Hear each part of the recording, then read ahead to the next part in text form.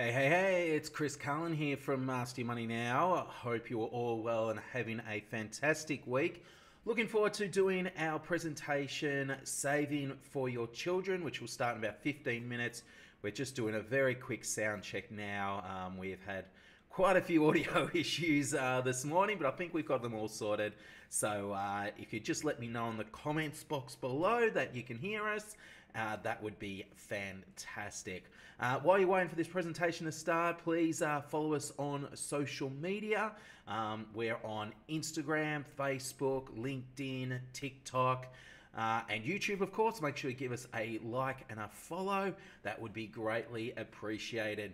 And like I said, we will be getting started in 15 minutes. Quick shout out to our supporters of this Perla. They are doing a fantastic job with their investment platforms and apps. Make sure you give them a like and a follow as well. Like I said, making sure everything's all good. And like I said, if you can hear me, that's great. I will pop back in around 15 minutes at 12 o'clock to get started. See you soon.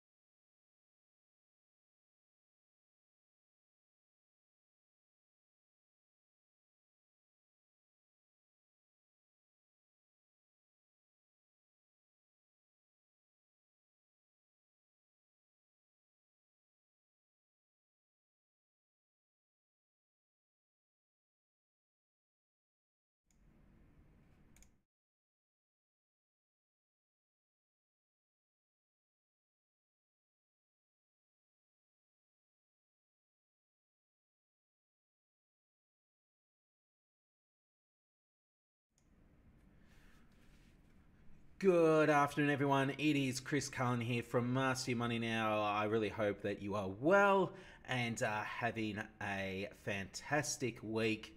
It's always a bit of a struggle coming back from Easter, but I hope you all had a fantastic Easter weekend and, yeah, enjoying a shorter and well-deserved shorter week. I'm streaming this from Geelong. It is absolutely freezing cold here. I've actually spent the last month in New Zealand. My wife's a Kiwi, so we're visiting her side of the family. And so, yeah, just getting back into it. And, yeah, it's good. As much as good to travel, it is also good to be home as well. So, yeah, we are going to get started in a couple of minutes. Can you let me, if you are watching this, can you do me a couple of things? Can you leave a comment on this video? Just let us know where you're watching this from. That would be fantastic. And also, while we're waiting for 12 o'clock to kick over and a few more people to join on, can you please give us a follow on YouTube, where we're watching this, of course, but also on your favorite social media channel, Facebook, Instagram, TikTok, or LinkedIn. We'd love to have you follow us and hope and get some great information there as well. You can also visit our website, masteryourmoneynow.com.au, if you want to find out a bit more information about us. This presentation is supported by Perla. They have launched their new kids investing app called Head Start. Make sure you give that a look as well. Not a formal recommendation, because obviously I don't know your situation, whether it's appropriate for you. So to make the best decision for your family, make sure that you read the PDS and the TMD, and also all information available on their website. Yes, but we'll be talking a little bit more about them as well. So we are just ticking over. We're almost a minute to go. We've got 300 people registered for this webinar, which is fantastic. Yeah, give us, make sure you leave us a comment, and we will get started very, very soon. I'm just checking one thing here. Okay. I just want to check one thing here. Bear with me 2 seconds.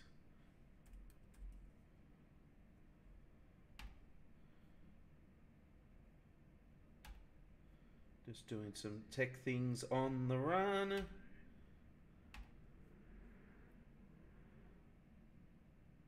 Here we go. Excellent stuff. Alrighty, we are just ticking over 12 o'clock now. We are about to get started. And we'll just wait for a couple more people to join. So, yeah, like I said, if you are joining us, leave us a comment. Let us know where you're from. G'day, Thomas. Great to see you as always. Hope you are well. And hope the weather's a bit better in Sydney than it is down in never sunny Victoria at the moment. It is not good weather at all. I just finished doing an update for our members at Master Your Money Now. I've got 138 of them talking about what I think's going on with the markets and interest rates and things like that. I won't give away too much, but I'm going to say I think we are integrating interest rates. I think we are a 50% chance at the moment that we are at the peak of interest rates. There could be one or two more to go. We'll see what happens with the data, but I think there's going to be some opportunities that are going to really open up from an investment perspective over the next 6, 12, 24 months. And so I know it's been a bit of a challenging year. 2021 was a fantastic year for investing. 2022 was not so good. 2023 was up and down, and it's certainly been up this week, which is good. But I think just hang in there. I think the good returns are going to return very soon, especially once interest rates start coming down. So still a bit of a bumpy ride to go as we're all sorting through this inflation and interest rates and so forth. And I think Australia is much better positioned than other countries, especially New Zealand, where I'm like I said, I just came from my in-laws. New Zealand is in a world of pain. If you are from New Zealand, leave us a comment. We're definitely feeling you. It's pretty dire over there, to be honest, from a financial perspective. So I think there is going to be some really good opportunities that are about to open up. And so, but if you wait for the media to pick all that up, if you wait for everyone else, it's going to be too late. Now is the time to start thinking about these things and go from there.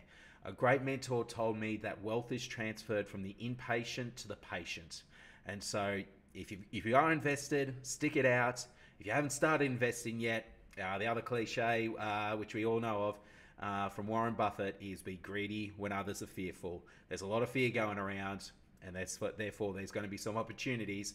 And when the tide does turn, you're going to be well set up to profit from that. So just a few free thoughts there in regards to where I think things are at. Alrighty. Hi Sherry, hi Emma, also joining from Sydney. Fantastic stuff. Let's get started about saving for your children. Very important topic, very exciting topic, and as a new father myself, or newish father, it's something that I'm also passionate about as well. So let's get into the presentation. First and foremost, the legal side of things. This is what we call general advice. This is where we talk about what you can do. It is not personal advice. I don't know you yet. I don't know your situation. Therefore, I can't tell you what you should do until I know all the facts about your situation. So this is general advice only, just giving you some information. If you do want to seek personalized advice, we'll give you some options later in this presentation. But yeah, this is just to run a few ideas, give you a few suggestions, and get you thinking about how you can set your children's future up financially. A little bit more about me. I've been in the industry 11 years now. Started Mastery Money Now almost 5 years ago now. We specialise in millennial nurses and teachers, and we look after clients all around Australia. We have got, I've married to a Kiwi named Natalie, and I've got 2 daughters, Charlotte, who's turned 2, and we've got Chelsea, who's 7 months old and has got a very high fever at the moment. Hopefully it's teething related, but hopefully her poor Natalie's got to deal with all that. Perks of being married to a nurse is that if the kids are sick, Natalie looks after all that. So so I've got 2 kids, and so I want to make sure that they've got a good financial legacy as well and set them up for a bright future, and I know you want to do the same as well. So Mastery Money Now, quick information about us. We founded 5 years ago. We've got 138 ongoing clients. Average age about 34 is our clients, specialising in millennial nurses and teachers. We are based in Geelong. We've also got an office in Melbourne, but we look after clients Australia-wide. We've got clients in Perth, Toowoomba, Tasmania, everywhere across Australia. So I always say we were using Zoom before COVID made it famous. So make sure you, again, give us a follow on social media, Instagram, LinkedIn, YouTube, of course, and TikTok. It'll be Chris Carlin FP or Mastery Money Now. We'd love you'd get some more information and learn a bit more about us. That's enough about me. Let's talk about you. And I want to start this with a question. Because I know that you want to save for your children. If you weren't interested in saving for your children, you would have joined this webinar. But I really want to know, why are you saving for your children? Because the motivations for everyone is a bit different. And therefore, I think it's really important that you know, like anything really, you begin with the end in mind. Like if you're just saving just for the sake of saving, that's really not going to, it's not going to end well. And you're going to get to a point like, let's say you're saving for the next 10, 15 years for your child's education, saving for 10, 15 years just for the sake of it. But then you got to year 3 or 4 and you're like, oh no, I'm going to use that money for a holiday. I don't want to save anymore.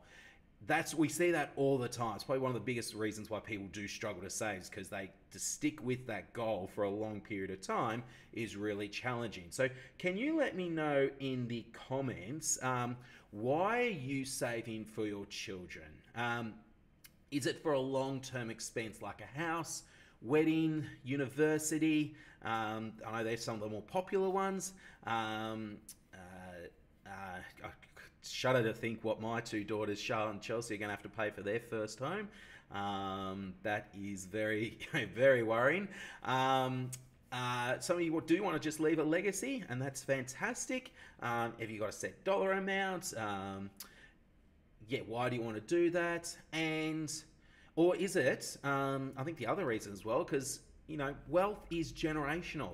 And I'm not just talking about inheritance here, although that's a big part of it, intergenerational wealth. I think there's going to be $30 billion that's going to be inherited by millennials over the next 20 years, I believe. So that is an important part of this. But, that our kids are like sponges. They look at us and just observe everything. My daughter Charlotte, she's only just turned 2. The mannerism she picks up from both myself and my wife, her mum, Natalie, is quite scary. So, if you're good savers, you're good with money, that gets absorbed to your kids, okay? They observe what you do.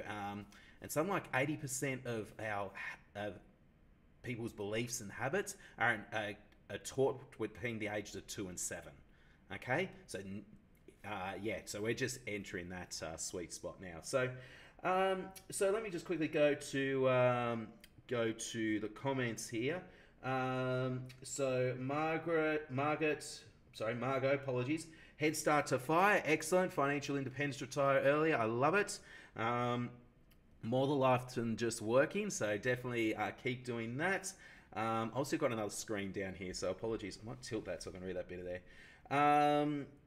AEB's coming from Armidale, fantastic, great to see you. Jade is from Queensland, wonderful stuff. Curtis says, we don't do gifts. Would there be a way to put the money gift into something that will earn more for the kids and teach them and involve them? Yeah, absolutely. Whether you want to have your kids involved or not involved is completely up to you. And I definitely remember there was some good programs back when I was at school. Dolomite was a popular one, but was kicked out for very good reasons. But certainly from an investment, learning kids how to invest. I think also learning kids how to run a business as well is a really good one. I remember when I was 16, we had a challenge, but half the class versus the other class. The other half of the class, we were running I think it was a food stall or something like that at school, and we were at each other and see who make the most amount of money. Of course, we won. That's why I remember it. But it's not so much yet. It may not be earning, like I said, with point 3, it's not so much earning more money per se, it's just teaching them good habits. And, if you teach them to save $100 or $200 or even $50,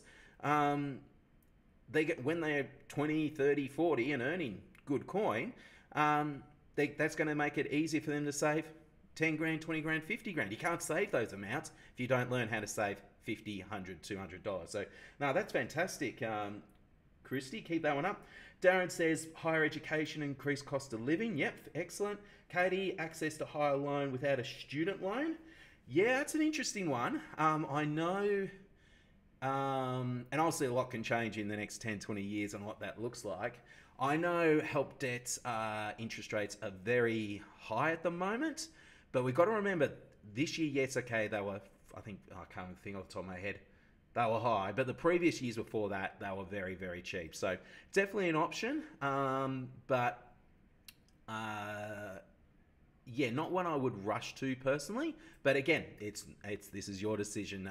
It's your money, you can do what you want with it. But I would suggest that in the next couple of years that that interest, once inflation gets back to more manageable rates, there could be some better options there. So we'll see what happens in the future.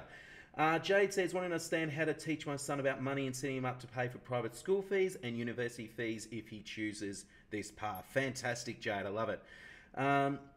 Shamika, I hope I pronounced that right. I do apologise if I haven't. Wants to secure a kid's future. Jade said, my son is only 4 months old. Good on you, Jade. That's a 4-month sleep regression. That's Good. How's the sleep going? That's all I will say there. Not great with money myself. Excellent. Well done for investing in yourself. I think that's the best thing you can do. That is fantastic. Emma's wants to set them up for a first house deposit and good savings habits. Fantastic. And Wendy is joining us from Darwin to help future education career pathways develop and model good habits which weren't necessarily passed on to me. That's fantastic. I love the fact, love hearing people that go, and I hear a lot through Nasty Money Now and dealing with clients saying, I don't want to be like my parents. And I can certainly relate to that. I grew up on a farm, a place called Hawkesdale, grand population of 80. And being on farms, we certainly, whilst my parents had good money habits, I would say, money was tight. And now, look, they're well set up now for retirement now, but it was definitely a challenge. And I think that's one of the reasons why I was inspired to become an advisor, is because I didn't want to end up like my parents. And I see that so many times with millennials. So that is fantastic. So let's move on. Thanks for all that. Thanks for your comments. That is greatly appreciated. So this is where I think one of the things that I see a lot as well is we talk a little bit more about returns. And I know with my my family, actually, a side note, actually, my parents actually invested in a bank called Pyramid, which is big, was big in Geelong, but put $1,000 in there, was told they were going to get 15% returns. Within 6 months, it was declared bankrupt or closed down. And certainly being in Geelong, it's certainly still the scars of that community, happening. That was 1989. People in Geelong still certainly remember that. So, but you know, I see a lot of people, they want to save their kids, but they put all the money in cash. And I just wanted to show a couple of different scenarios where, yes, there's a lot of things to think about, but I think the one thing I want to emphasize here is that we want to make this money work harder. I always say we want to make your money to work harder than what you do. Okay, so that's why we have 3 different scenarios here where we've got investing in cash, and we finally got some half decent returns on savings in cash. So looking at 3%, I've got a conservative managed fund or ETF, doesn't really matter, earning 6% per annum. And then we've got a high growth fund, which is about 10% per annum. Where I've got these numbers, you can look at obviously Perla and look at their historical returns. Also look at your super as well. You'll see that a long-term super fund would earn about 10% per annum over the long term. Conservative fund about 6% over the last 10 years. So in this scenario, all we've done is we put $1,000 in. We've just left it there, and what do we have after 15 years? So $1,000, we just left it in cash. We're going to have 1,577, and that's in today's dollars too, so probably factoring inflation, we've probably gone backwards. Conservative fund, 2,421, and a high growth fund is 4,212. So quite a big range of differences here. If all you did was take that $1,000 and took it out of the bank account and put it in a high growth managed fund or ETF, you can see there is quite a difference. But I just wanted to add one extra element to it. Let's say we did more than $1,000 just as one lump sum payment, and we just added in, this time we're going to change it, so it's earning $50.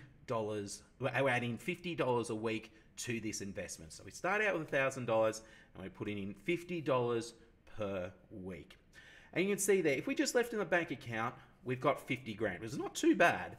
But if we put in that conservative fund, we're up to 65. And if we put in the high growth funds, we're now at 95,000. So, I mean, it's a huge difference, as you can see, like literally doubling your money if you took it from cash into a high growth fund. Now, yes, the high growth fund's going to have ups and downs. But if you're disciplined enough to hold it over that, in this example, 15-year time frame, you can see what a difference that can make. And that's, you see, and this is the thing I want to highlight. This is about getting your money working hard. If you're putting in $50, whoops, just hit the microphone. If you're putting in $50 a week, you're already working hard. This is not about you working harder. This is about working smarter and getting your money to work hard. And this is where if we go to a high growth fund or ETF, the difference between cash and a high growth fund is quite significant. And the difference between 50 and 95,000, I don't need to explain, is a lifetime of difference. So definitely look into that. I would, like I said, don't leave it in the bank account. Make sure you look at a well-diversified managed fund, ETF, whatever it might be, and just see the world of difference there. Awesome stuff. So that's something to think about there. But the thing is, we've talked a lot about earnings, okay? They're talking about the rate of returns, things like that, and making the money work hard. There's a second part to this scenario, and it's the tax side of things. And whilst I'm a big believer in tax minimization where possible, we want to ensure that if there is ways that we can legally and ethically reduce your tax, that you are taking advantage of it. So, because at the end of the day, if we, in this scenario, just invest in your personal name, any earnings are added to your taxable income. So let's just take a step back. So let's say let's make something up. So let's say we've got $10,000. Actually, I've got a few scenarios on the next slide. I'll hold on that. But here's the thing. So this is where how you set up the investment and how you structure the investment is really, really important and can make a huge difference. So let's run through this scenario just so you can emphasize the difference. So we've got a heterosexual couple. Female is working full-time, earning 100 grand per year, and the male is a stay-at-home dad earning 0 in this scenario. Who should hold, if we did want to save for our children, who should hold the investment? You've got, to simplify, if we're just looking at your personal name, we are looking at 4 different options. So let's say you've got $1,000 of earnings. So we've got 10 grand invested as an example, and you've got $1,000 and you've got a 10% return, you've got $1,000. That $1,000 is going to be added to someone's taxable income. The question is, who should it be? You can actually hold this in your kid's personal name if you wish. However, it is taxed at 67%.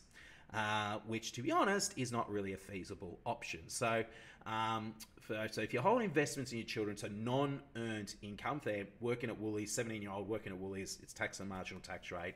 But if it's just held in your kid's personal name, the first $416 is tax-free. After that, any earnings are taxed at 67%. I think there's a threshold up from that. It comes back a little bit, but and the $416, if you're wondering, is $8 per week, which was when this was introduced, I think in the 90s. It was the standard cost of the paper run. So they're happy for your kids to not be taxed on the paper run, but they didn't want your kids to earn anymore, which is fair enough, because if you're wealthy, you can put money in your kid's name and it's avoid tax. That's what they're trying to avoid, which is probably fair enough. So you do have the option to hold in your kid's name. I think it's fair to say it's not really a recommended option. Option 2, hold it in the female's name. It's taxed at their marginal tax rate, which in this case is 40%. You can hold the investment in joint names. And that's why so effectively that $1,000 is split 50-50. So $500 is taxed at the female's marginal tax rate bracket, which in this case is 40%, which is $200, and then 50% is in the male's marginal tax rate bracket, which is 0. So you pay 40% of $500 under the female's name, so that's where the $200, and then the $500 earned by the male in this situation is tax-free. And then option 4, if we held this investment just in your personal name, the tax is nil, because presumably in this situation, the male is a stay-at-home dad, let's assume not receiving any Centrelink benefits or taxable Centrelink benefits, and therefore it is tax-free. So you can see a lifetime of difference, factoring in this tax. This tax situation is a really important discussion in regards to investing in your kids' investing for your kids. Getting this structure right at the start will make a huge difference over the long term. And then we can consider scenarios like, for example, let's just say the male is currently a stay-at-home dad, but in 6 months' time they want to reverse that and keep that for the rest of their lives. Well, then that's a consideration as well. So this is where making sure that, getting your tax structure correct to begin with is very, very important. So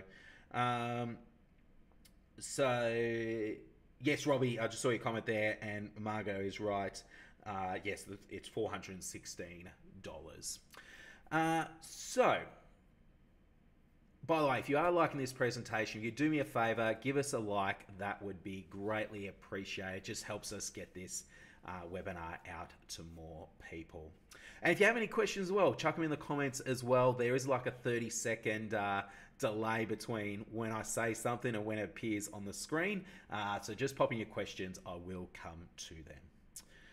A couple of other things to consider as well. How much have you got to invest? Because I think it's fair to say if you've had $1,000, your options, for lack of a better word, is vastly different to say to someone we've got a client who got an early inheritance of $500,000 that they've been managing. So that's where having these sort of discussions is very important. I would assume, and I'm happily proven wrong, that most of you would fall under probably some of the smaller amounts, which is totally fine. Don't despise small beginnings. If you've got $1,000 to invest that $1,000. It makes all the difference. So how much have you got to invest really does determine how we're going to invest these.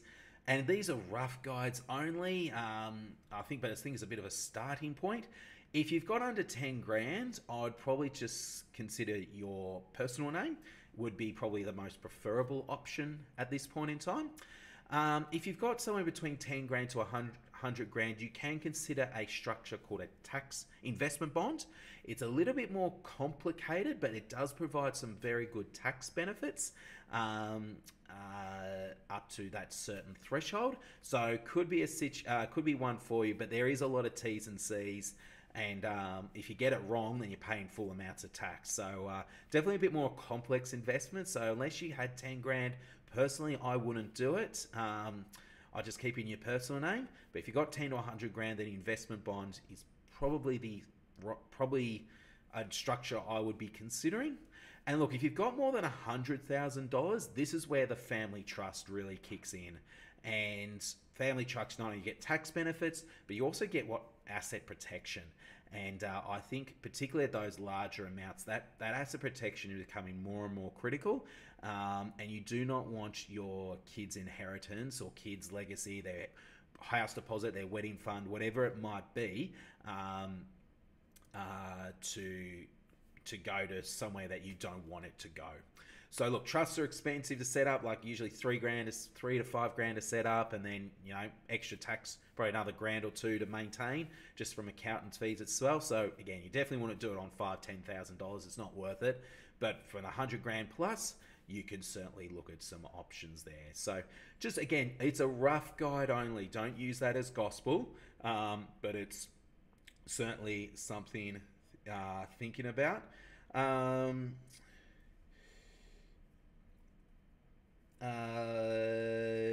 Yeah, Robbie, my understanding, and I'm not an accountant, but my understanding that earnings under 416 is tax-free. That is my understanding. Please speak to your accountant to confirm that, but that is my understanding. Margot says, what about a trust or company structure if you know the high income earner versus primary care will change over 2 years? Like I said, it depends how much you've got. If you've got under 10 grand, I don't think it's worthwhile. If you've got 100 grand plus to invest, then yeah, trust is definitely I'd be looking at. Company structure, I probably wouldn't. The company structure, so taxed at 25 to 30%, depends how much it is. Generally, companies are not really favorable from a tax perspective. Like, for example, you can't negative gear through a company structure. Yeah, so I haven't really done a company structure for investing. But certainly trusts or investment bonds for higher amounts is where I'd be leaning towards. Awesome. So, what to consider? So I think there's 5 points that we need to consider. The first one is begin with the end in mind. What are you saving for? Again, if you're just putting money aside for a rainy day, the chances are that you're going to take this money for your own benefit or emergency fund or something that pops up. But if you make it clear that this money is for a deposit when my child turns 25, whatever that might be, that is where there's some real power in that. So the more you really get in your head the goal, is really, really important. What's the best tax structure for your situation? What fees are you paying? Are they value for money? Again, if you've got a trust, you're paying $5,000 a year, $2,000 to $5,000 a year, and if you've only got $10,000 a year to invest, then that's not really a good option for you. Number 4, can you foresee a scenario in that you'll need access to this money? I think that's a really important question, particularly for someone like an investment bond. An investment bond, I don't want to go into too much detail on investment bonds, but they are great great tax structure if you hold the investment for more than 10 years. But if you access it prior to 10 years, you lose all the tax benefits and really the whole purpose of having an investment bond. So if you're thinking there's a chance that you need this money, maybe investment bond's not the right structure. So things like that you've got to consider. Also, if you are investing the funds, there's capital gains tax. You need to consider that as well. And is this money better invested in you? And I want to share, and I think this one, I'm going to be a little bit controversial here, but I said this, I did give this to advice to a particular person. I think it's a really important story to share, and I totally back this, what I said. Got a bit of flack for it, but I'll totally back it. So this person was a single mother. She had 3 kids, and she had I think they were teenagers, 15, 13, and 10 off the top of my head. Doesn't really matter. And she was currently a childcare educator, and she was really feeling the pinch and really felt a bit of weight of wanting to set her kids up, but just couldn't do it on a single childcare educator income, which is completely understandable knowing the state of living. And I went and she comes to me and goes, well, what do I do? I've got about, I think it was actually more than that. I think it was about $2,000 to $3,000 left over. How do I invest this for your children? And I said, I don't think you should save for your kids. I don't think you should use that for your kids. I think that's better off being invested in you. And the question I had was, well, if once the kids are older, and I think she was working part-time as well, I forgot to mention that, but once the kids are full-time and you've got the capacity to go to full-time work, what would you like to do? And they said, well, I'd actually rather be a teacher. Higher income, I think the childcare was linked to a school, so she wanted to get into primary school teaching. I said, that's awesome. I would put that $3,000 into your education. I would get access to help debt, and the $3,000 would have covered some textbook and some other expenses as well. So I think, and I personally believe, that was a better investment into this particular, this single mother. Their kids are going to see that they're investing themselves to be a better version of themselves. They would get a higher income in a few years' time once the kids are out of school and they're able to work full-time and able to go from a childcare educator's salary, which I think full-time would have been about 50, 60 grand a year, to a, in 10-year teacher would be earning 100 grand per annum. That's a far better investment, return on investment, that you're ever going to get from $2,000 to $3,000 invested in virtually anywhere. So my question is, and I know there's a couple of single parents on this stream, is that money better invested in you and your education? Because I'm a big believer the best investment you can make is in yourself and your ability to earn an income. And if you are particularly, struggling to make ends meet, and you can't work more because you got to look after your kids, obviously, which prevents you from working full time. But you can see a future in say 2-5 years time where you can work full time. maybe the better option for you is actually is to forego directly saving for your kids in the short term and invest that in yourself. Because you can go from income earning 30, 40 grand to 70, 80, 100 grand a year. Not only are you going to have a better quality of life once the kids have moved on, you're going to have more contributed to your super, presuming you're employed through minimum employer contributions. It means you're going to have more for your retirement, better lifestyle. You're able to take the kids on holiday and going, 20, 30, 50, 70, 100 years, when you do eventually pass away, you're going to have a far better legacy and inheritance to be able to give for your children. So I'm not totally convinced, if you've got a small amount, that investing that money is the right thing for you to do. I think in some scenarios, it is best that you invest that in yourself and your ability to earn an income. So that's my question to you. Let's just see what comments here. Are those guidelines just for kids' investments or total for family? That's a good question. Could be both. Yeah, I guess you've got other investments. That definitely takes things into consideration. So definitely, I'd probably say probably. Yeah. Again, without knowing your situation, without knowing your income and things like that. But yeah, I mean, if you've got 100 grand in total invest for your family, broader family, then yeah, maybe there's some other options to consider there. Should my investments be under my wife who earns less? Again, goes back to what I said before. It could be. It certainly makes more sense to put it under, again, depends what less is. But under that scenario, if we go back a few slides, where were we here?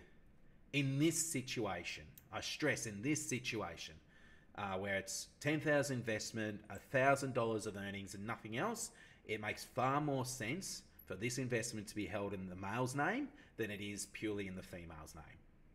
Okay? Now, also, I don't know your situation, so I can't comment specifically on your situation, Darren, but that is a good consideration. So, alrighty. Any other questions while we're here? Now, I've deliberately not talked about types of investments and investment volatility, where you do shares, property, which ETFs to do, because I know that's been covered by other presentations and by Perla many, many times before. So I would refer back to them, and also there's plenty of good podcasts and education resources on the particular style of investments. Yeah, so I've deliberately avoided that, but if you do have questions on those ones, I would refer back to those resources. So, cool. All right, I'll just give a moment to any other questions. While we do that, Perla, like I said before, do have a have launched their new kids investment platform. Now, as an advisor, I've got to tread very carefully here, because this is not a recommendation, because obviously I don't know your situation, but they have launched this, their Perla Head Start, and so we do want to give it a quick shout out. Perla Head Start is an investing app designed for Aussie adults to give kids a financial head start. It uses the same managed funds as Perla Micro, which is currently 10 options, but an app designed for parents to invest for their children. The Perla's investment funds hold ETFs to make micro investing possible. It is simple, easy to use, and the fees are very reasonable. Please do not take this as a formal recommendation. You need to do your own research and read the PDS and TMD, as well as the last financial statement to ensure that is right for you and your family. To find out more, go to perla.com/explore/invest/headstart. Surely, I think that could be simplified. Just Google Perla Head Start, and that will get you to where you need to be. So that could be an option for you guys and girls. Please take that into, have a look if you think that's right for you, and speak to Perla if you do have any other questions. If you did want some information from us, feel free to book in a complimentary 30-minute chat at mastermoneynow.com.au/get started. You can find a bit more about us, and you haven't followed us on social media, please do so. It would be great to have you. Like I said, we put quite a bit of content there on a whole range of different topics. And like I said, if you liked what you heard here and you want to hear more, make sure you follow us on social media as well. And also Perla as well. Okay, so a couple of questions are coming in. Let me address those. What about transferring to your child later on? So I know that Perla Head Start does have functionality for that, so I'm not going to comment specifically on that as to how the mechanics of that work. I think there is some special tax structure there, but generally speaking, you can't transfer anything from your own name to your kid's name. It is actually a sell down of assets. So technically, if you had normal shares, for example, you would sell down those shares and you would incur capital gains tax at that point in time on that investment, and then you give it to your children. So that is a consideration. Again, we talked about the tax consequences as we were earning money on the funds, but you need to consider tax considerations when you do move that money, when you redeem and close those investments and put it to your children. So I think someone from Perla is on, so if they want to give further comment on how that works for Perla Head Start, I'll let them do that. But at this stage, if we're thinking, you just can't move assets from your name to your kid's name. That's a capital gains tax event. You're going to be paying tax, again, at your marginal tax rate if it's held in your personal name. So that needs to be considered as well. So, for example, if you had a 50 grand share portfolio, and you're 59 still working, but you're retiring next year and earning no money when you're 60, there is a very strong argument, without knowing anything else about your situation, for you to wait 12 months, redeem it, and pay less tax. So that is certainly a consideration. Mark has asked, does a decent sized investment in the name of a partner who's not earning a lot will raise flags with the ATO? I wouldn't think so. I mean, define decent size investment, but I wouldn't think so. I mean, at the end of the day, there was a bit of information came out about a month ago about the size of self-managed super funds, where they were announcing, the changing of earnings on self-managed super funds for $3 million, and someone had like $500 million in their super funds, and the ATO seemed, as far as we could tell, the ATO said that was okay. I'm sure it raises red flags, but at the end of the day, if it's legit. And I guess I stress here, especially on those bigger amounts, that you've got advice from an accountant. That makes, even if it raises a red flag, if it's all legit and above board, I can't see why not. And particularly, if I think of a scenario of a family trust, and the beauty about a family trust is that you can nominate who gets a discretionary family trust, I should stress. We're getting very complicated here.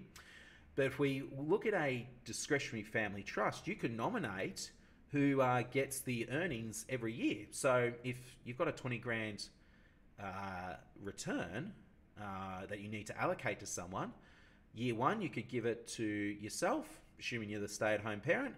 And year two, you can give it to your spouse, assuming they're the stay-at-home parent, or whatever works better from a tax perspective. So I think the short answer is no. But again, if you've got advice from an accountant or a financial planner about this, then everything should be legit and above board.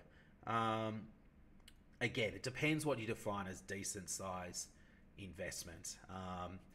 If you've got 10, 50, even 100 grand investment in your partner's name, I don't think the ATO would be too concerned about that, to be honest. Again, if it's legit above board, you've done your tax returns through an accountant, I don't see an issue there at all. So, alrighty, we are a little bit early. That's good, because last time I did this, I was well over time. So, if anyone has any questions, comments, concerns, or feedback, let me know. Otherwise, I'm going to let you enjoy the rest of your lunchtime and the rest of your week. And I think my maths is right. We've got a full week next week, and then we've got Anzac Day the week after. So April's not too bad from a work perspective. And if you are a nurse or work in shift work, there's definitely some public holiday rates you can take advantage of. So if you do have any other questions, let me know in the comments. I'll just leave that for another 30 seconds before I formally finalize things.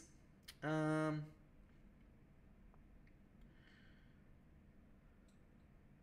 can see we've had just almost 100 people on the webinar today, which is fantastic. And thank you so much for investing in yourself and in your education about ways that you can set up for your children's inheritance and set up for your children's future as well.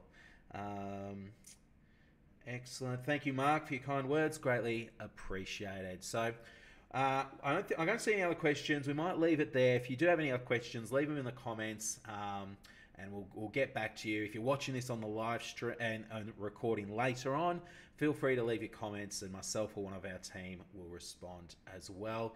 Make sure you keep in touch with ourselves and Perla. We do quite regular webinars. Perla has got some great experts that they interview. I do run webinars on a regular basis, and we do our own webinars and social media stuff as well. So keep investing in yourself and your own education, and make sure and utilize that. That's going to pay off for your kids as well. So again, thank you very much for joining us for this presentation. My name's Chris Carlin from Master Your Money Now. We hope you have a fantastic